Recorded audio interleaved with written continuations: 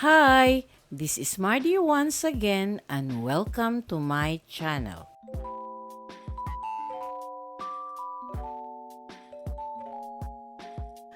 Rodel Pacheco Nasiasano was born November 1, 1981, known as Coco Martin, is a Filipino actor, director, producer, and screenwriter. Known for his performances in action and romantic drama, he is one of the most awarded Filipino actors of the 21st century.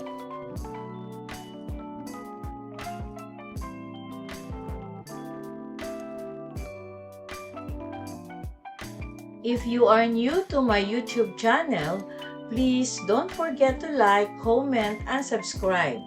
At para updated kayo sa mga susunod kong videos, please click the bell notification below. At sana po, don't skip the ads and please watch until the end of my video. Kabilang sa kanyang mga parangal ay isang Asian International Film Festival at Award, 2 FAMAS Award, 2 Gawad Urian Awards, 10 PMPC Star Awards para sa telebisyon at 8 Box Office Entertainment Awards.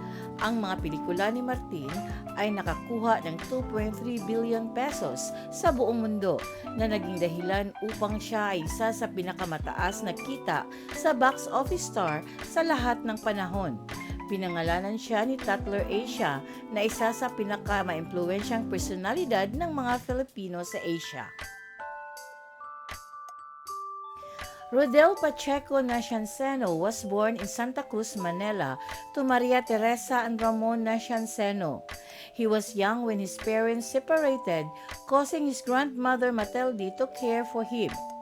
He was raised in Novaliches, Quezon City, and would later admit that he spent most of his time on the streets to make ends meet. During these years, he would often go to Quiapo Church in Manila with his grandmother to seek guidance from the Black Nazarene. Despite poor living conditions, he was able to attend elementary and high school at Capitol Institute in Novaliches. Martin earned a degree in Hotel and Restaurant Management from the National College of Business and Arts in Fairview, Quezon City. To sustain his studies, Martin worked distributing flyers as a barista, a merchandiser, a waiter, and a driver. After finishing college, he flew to Alberta, Canada, where he worked as a janitor at a bingo parlor. A widowed Filipino-Canadian woman promised to help him secure employment legally if he would work as her housekeeper, but the arrangement was unsuccessful.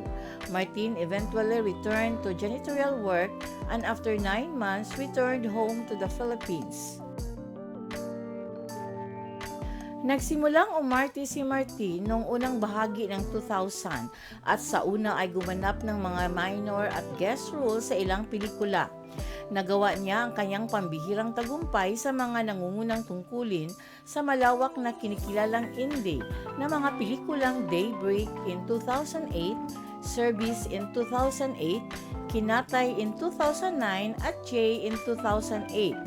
Para sa kanyang pagganap bilang Edward Navarro para sa huli, nanalo siya ng 3 Best Supporting Actor sa Gawad Urian, Golden Screen at Gawad Henyo Awards. Breaking into mainstream, he gained further recognition for his roles in television shows such as Tayong Dalawa in 2009, Kung Tayo'y Magkakalayo in 2010, Minsan Lang Kitang Iibigin in 2011, Walang Hanggan in 2012, Juan de la Cruz in 2013, Ikaw Lamang in 2014, and reached superstardom status in the longest-running drama series on Philippine televisions, FPJ's Ang Probinsyano in 2015, and FPJ's Batang Quiapo in 2023. Madalas na inilarawan bilang ultimate superstar, siya ay pinangalan ng aktor ng dekada from 2000 to 2009 sa 34th Gawad Urian Awards. Kinilala rin siya bilang isa sa mga pinaka-maimpluwensyang celebrity ng dekada from 2010 to 2009 sa 10th Eduk Circle Awards.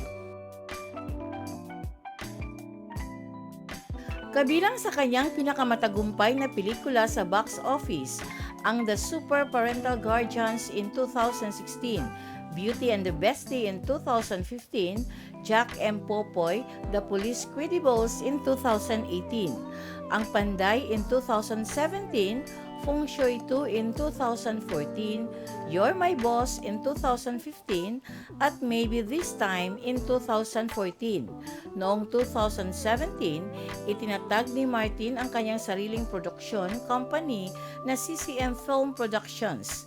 Kabilang sa iba pa niyang kilalang pelikula ang Noy in 2010 na napili bilang Philippine entry sa 83rd Academy Awards. Sa'yo Lamang in 2010, Santa Niña in 2012, at Padre de Familia in 2016 kasama si Nora Honor.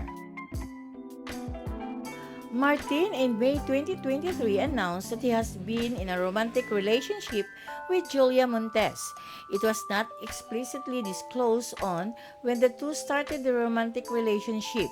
Martin at the time remarked that he has been together with Montes for 12 years.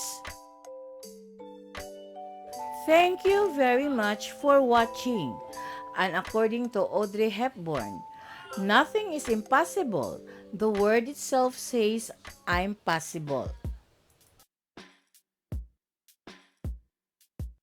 Shout out and thanks to the comment of Elaine Phillips and Maui Pawaki from Tawi-Tawi. Maraming salamat po.